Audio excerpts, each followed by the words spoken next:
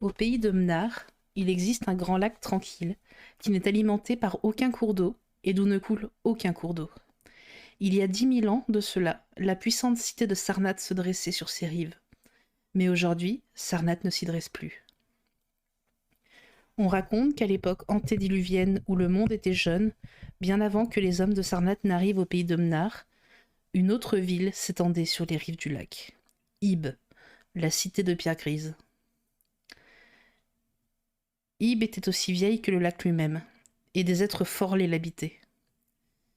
C'étaient des créatures étranges et particulièrement hideuses, comme la plupart des habitants de ce monde encore frustres et grossièrement esquissés. Sur les cylindres de briques de Calatéron, il est écrit que les habitants d'Ib avaient la peau aussi verte que le lac et les brumes qui s'élèvent de ses eaux, qu'ils avaient des yeux protubérants, des lèvres flasques et lippues, de curieuses oreilles, mais pas de voix.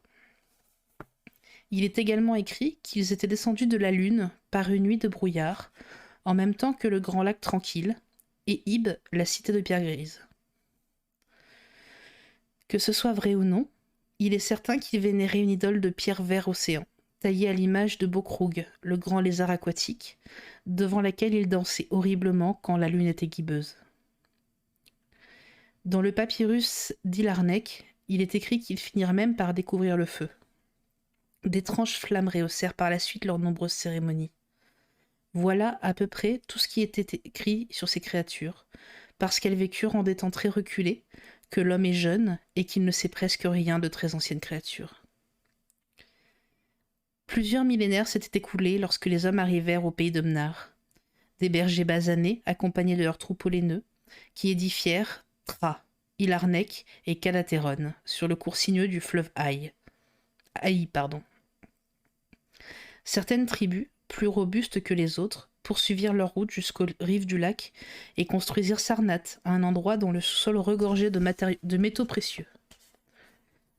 Arrivés au terme de leur voyage, les tribus établirent les fondations de Sarnath, non loin d'Ib, la cité de pierre grise, dont les habitants leur firent forte impression.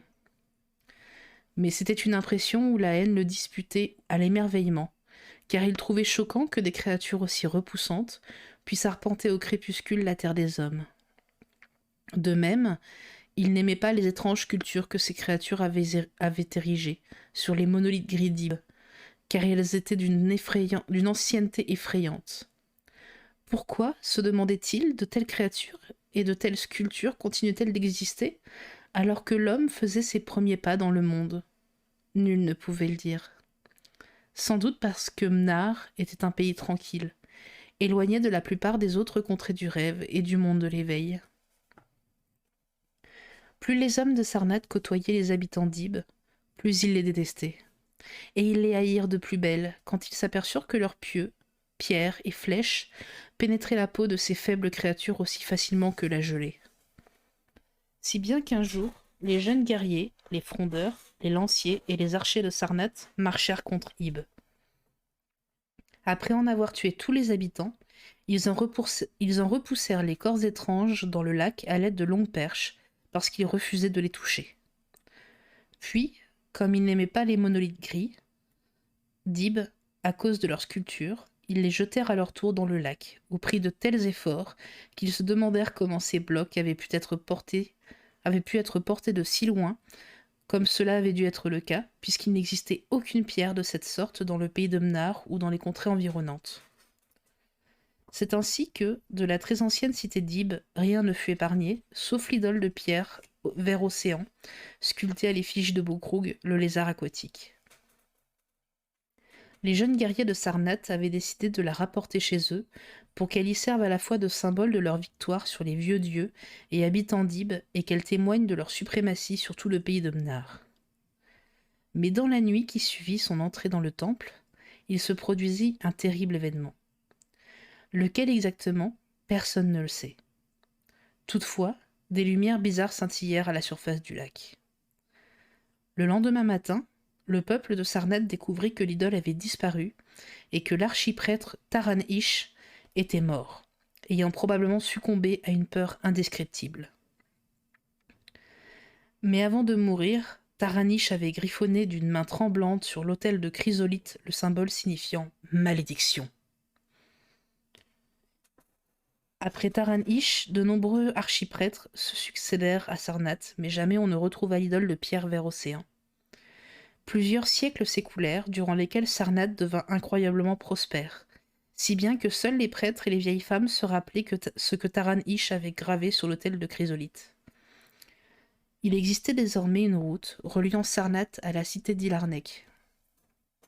Les caravanes l'empruntaient pour aller échanger les métaux précieux contre d'autres métaux, des vêtements de prix, des bijoux, des livres, des outils pour les artisans, et tous ces produits luxueux qu'appréciaient les peuples habitant sur les rives sinueuses de l'Aï et au-delà. Ainsi, Sarnath gagna en puissance, en sagesse et en beauté. Elle envoya ses armées conquérantes soumettre les cités voisines, jusqu'au jour où les rois qui s'asseyaient sur le trône de Sarnath régnèrent sur tout le pays de Mnar et de nombreuses contrées environnantes. Sarnath la magnifique était la merveille du monde, la fierté de l'humanité. Ses murailles étaient de marbre poli, provenant de carrières dans le désert. Elles étaient hautes de 300 coudées et épaisses de 75, si bien que des chariots pouvaient s'y croiser quand leur conducteur les menait au sommet des remparts. Cette enceinte s'étendait sur 500 stades et ne s'ouvrait que du côté du lac. Là, une digue de pierre verte protégeait la cité contre les vagues qui, bizarrement, striaient la surface des eaux une fois par an, lors du festival célébrant la destruction d'Ib. À Sarnath, 50 rues partaient du lac jusqu'aux portes des caravanes, et 50 autres les croisaient. Tout était pavé d'onyx, sauf celle où passaient les chevaux, les chameaux et les éléphants, qui, elles, étaient pavées de granit. Sarnath avait autant de portes que de rues, conduisant à l'intérieur du pays, toutes de bronze et flanquées par des statues de lions et d'éléphants, taillées dans des pierres dont les hommes avaient oublié la provenance. Les maisons de Sarnath, de briques vernissées et de calcédoine, avaient tout un jardin clos de murs et un petit lac cristallin. Leur architecture était des plus étranges, et aucune autre cité n'avait de telles demeures. Quand ils arrivaient de Thra, d'Ilarnek ou de Calateron, les voyageurs étaient émerveillés par leurs dômes étincelants. Mais les temples, les nombreux palais ainsi que les jardins qu'avait dessinés Zocar, le vieux roi, étaient encore plus extraordinaires. Le plus petit des palais était encore plus majestueux que le plus grand de Thra, d'Ilarnek ou de Calateron. Ils étaient si hauts qu'on avait l'impression que, quand on se trouvait à l'intérieur, de n'avoir que le ciel au-dessus de sa tête. Pourtant, lorsque leurs murs étaient éclairés par des torches trempées dans l'huile de doture, on pouvait y admirer d'immenses fresques représentant des rois et leurs armées, d'une splendeur telle qu'on en avait aussitôt le souffle coupé. Innombrables étaient leurs colonnes, toutes de marbre coloré et décorées de bas-reliefs d'une beauté inégalée. Les sols de la plupart des palais étaient des mosaïques de lapis-lazuli, d'onyx, d'escarboucles, de béryl et autres pierres précieuses disposées de telle façon que celui qui les regardait avait l'impression de marcher sur des tapis de fleurs rares. Il y avait également de merveilleuses fontaines, d'où jaillissaient de jolis jets d'eau parfumés, formant d'impressionnantes chorégraphies. La beauté du palais des rois de Mnar et des contrées environnantes éclipsait celle de tous les autres. Le trône, qui se dressait d'une hauteur de plusieurs marches au-dessus du sol étincelant, reposait sur une paire de lions d'or couchés. Il était taillé dans un seul énorme bloc d'ivoire qui provenait d'on ne savait où, car ceux qui l'avaient su étaient morts et enterrés depuis longtemps. Il y avait aussi de nombreuses galeries et plusieurs arènes où lions, hommes et éléphants s'affrontaient pour le plaisir des rois. Parfois, les arènes étaient inondées par de l'eau qu'on acheminait depuis le lac via de formidables aqueducs, afin de permettre la reconstruction de batailles navales ou d'organiser des combats entre des nageurs et de redoutables créatures marines. Les 17 temples de Sarnath, construits avec des pierres brillantes et multicolores inconnues ailleurs, ressemblaient à d'incroyables tours extrêmement élevées. Le plus grand d'entre eux faisait 1000 coudées de haut. Il servait de résidence aux archiprêtres, qui y vivaient dans un luxe à peine inférieur à celui des rois. Les salles du rez-de-chaussée étaient aussi vastes et splendides que celles du palais. C'est là que se réunissaient les foules venues adorer les principaux dieux de Sarnath, Zokalar, Tamash et Lobon, dont les autels enveloppés de vapeurs d'encens rappelaient les trônes des monarques. Les icônes de Zokalar, Tamash et Lobon étaient fort différentes de celles des autres dieux. Elles semblaient si vivantes qu'on aurait juré contempler les gracieux dieux barbus assis là, sur leur trône d'ivoire. Au terme d'une interminable enfilade de marches de zircons, on atteignait la plus haute pièce de la tour, d'où les archiprêtres regardaient la cité, les plaines et le lac pendant la journée. Et pendant la nuit, la lune mystérieuse, les étoiles et les planètes les plus importantes dont ils admiraient le reflet sur le lac. C'est dans cette pièce que se déroulait l'antique et très secret rituel, visant à perpétuer la détestation de Bokrug, le lézard antique, et que se trouvait l'autel de chrysolite sur lequel Taran-Ish avait griffonné « Malédiction ». Les jardins que le vieux roi Zocar avait fait construire étaient tout aussi merveilleux. Ils occupaient le centre de Sarnath, où ils couvraient un vaste espace et étaient ceints d'un haut mur. Ils étaient surmontés par un impressionnant dôme de verre derrière lequel on voyait briller le soleil, la lune et les planètes quand il faisait clair, et où l'on suspendait des représentations resplendissantes du soleil, de la lune et des étoiles et des planètes quand le temps était couvert. En été, les jardins étaient rafraîchis par de délicieuses brises odorantes générées par un ingénieux système de ventilateurs, tandis qu'en hiver, ils étaient réchauffés par des feux dissimulés, si bien qu'il y régnait un printemps éternel. De petits ruisseaux coulaient sur des lits de cailloux colorés, partageant des pelouses verdoyantes et des jardins multicolores. Une multitude de ponts les enjambaient. Leur parcours était semé de nombreuses cascades, aussi nombreuses que les petits lacs fleuris de nénuphars où ils se jetaient. Sur ces lacs et ruisseaux, des cygnes blancs nageaient paisiblement, bercés par des chants d'oiseaux rares dont les mélodies s'harmonisaient avec celles des eaux. Les rivages verdoyants s'étageaient en terrasses ordonnées, décorées çà et là de ceps de vigne, de jolies fleurs, ainsi que de sièges et de bancs de marbre et de porphyre. On y trouvait aussi beaucoup de petites chapelles et de temples où l'on pouvait se reposer et rendre hommage à certains dieux mineurs. C'était là que chaque année se déroulait la fête durant laquelle Sarnath célébrait la destruction d'Ib. À cette occasion, vin, chansons, danses et réjouissances de toutes sortes abondaient. D'incroyables hommages étaient alors rendus aux ombres des braves qui avaient exterminé les anciennes et étranges créatures, tandis que la mémoire de ces dernières, ainsi que celle de leurs anciens dieux, était ridiculisée par des danseurs et des joueurs de luth couronnés de roses provenant des jardins de Zocar. Puis, les rois se penchaient sur les eaux du lac afin d'y maudire les ossements des morts qui y croupissaient.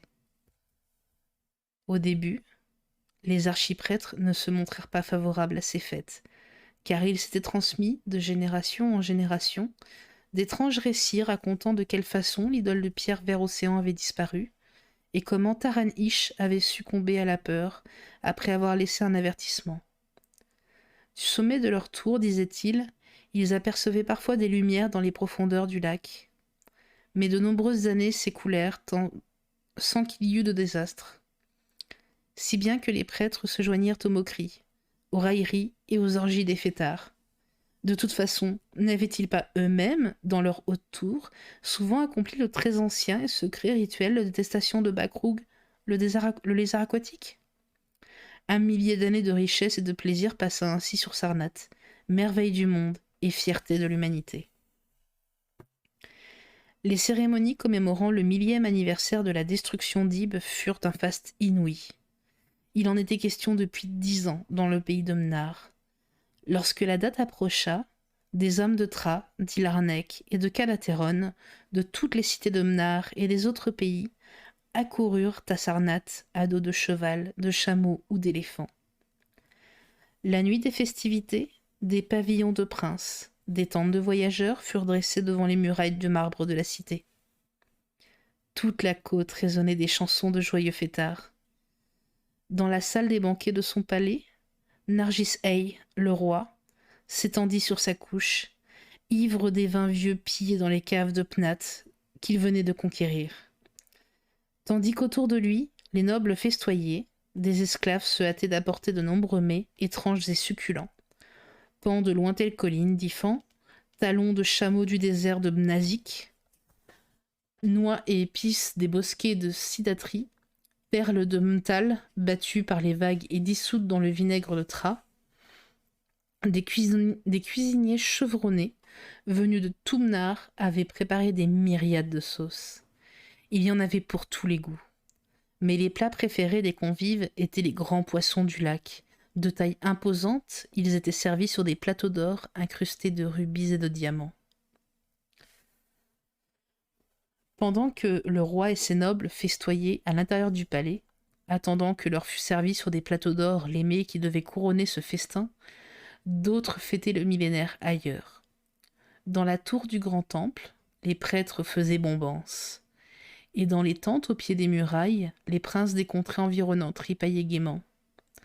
L'archiprêtre Knaika fut le premier à voir les ombres descendre de la lune gibbeuse vers le lac, puis les funestes brumes vertes qui en montaient pour se porter à leur rencontre et envelopper d'un halo sinistre les tours et les dômes de Sarnath la maudite. Puis, ceux qui se trouvaient dans les tours et à l'extérieur des enceintes aperçurent d'étranges lumières sur les eaux, tandis que le rocher gris Accurion, qui normalement se dressait nettement au-dessus des rives du lac, était presque submergé. Une peur diffuse se répandit rapidement, si bien que les princes d'Ilarnec et la lointaine Rocole, soudain dégrisés, détalèrent après avoir plié leurs tentes et pavillons sans même chercher à savoir ce qui les poussait à décamper. Peu après, alors que minuit approchait, toutes les portes de bronze de Sarnath s'ouvrirent brutalement, livrant passage à une foule terrifiée qui s'en alla noircir la plaine. Devant ce spectacle, les voyageurs et les princes venus pour les festivités s'enfuirent à leur tour, horrifiés. Car sur les visages de cette foule se lisait la folie, née de l'horreur insoutenable, tandis qu'ils rapportaient de telles atrocités que ceux qui les entendaient détalaient sans demander leur reste.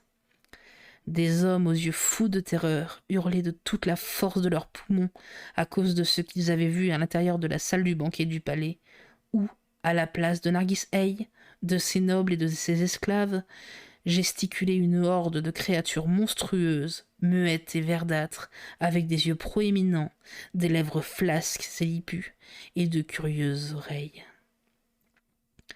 Ces créatures dansaient horriblement, en tenant entre leurs pattes des plateaux d'or incrustés de rubis et de diamants, où brûlaient des flammes étranges. Alors, les princes et les voyageurs qui fuyaient la maudite cité de Sarnath, à dos de cheval, de chameau ou d'éléphant, regardèrent une dernière fois en direction du lac brumeux et constatèrent qu'Accurion, le rocher gris, était totalement submergé. Les récits de ceux qui avaient fui Sarnath s'étant répandus dans tout le pays de Mnar et les contrées environnantes, les caravanes se détournèrent de la cité maudite et de ses métaux précieux.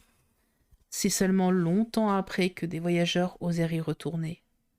De courageux et aventureux jeunes hommes de la lointaine Falona, de jeunes braves aux cheveux blonds et aux yeux bleus fort différents des hommes de Mnar. Ils se rendirent au lac pour voir Sarnath. Mais s'ils virent bien le vaste lac aux eaux tranquilles, et Accurion, le rocher gris qui surplombe ses rives, ils n'aperçurent aucune trace de la merveille du monde, la fierté de l'humanité. Là où jadis s'étaient élevées des murailles de 300 coudées et des tours encore plus hautes, il n'y avait plus que des marécages. Là où jadis avaient vécu 50 millions d'hommes, rampait désormais l'horrible lézard aquatique. Même les mines de métaux précieux avaient disparu. La malédiction s'était abattue sur Sarnath. Mais, à moitié enterrée parmi les joncs, on trouva une étrange idole vert océan. Une idole incroyablement ancienne, sculptée à l'effigie de Bokrug, le grand lézard aquatique. Emportée dans la crypte du haut temple d'Ilarnec, elle est depuis lors adorée, les nuits de lune gibbeuse, dans tout le pays de Mnar.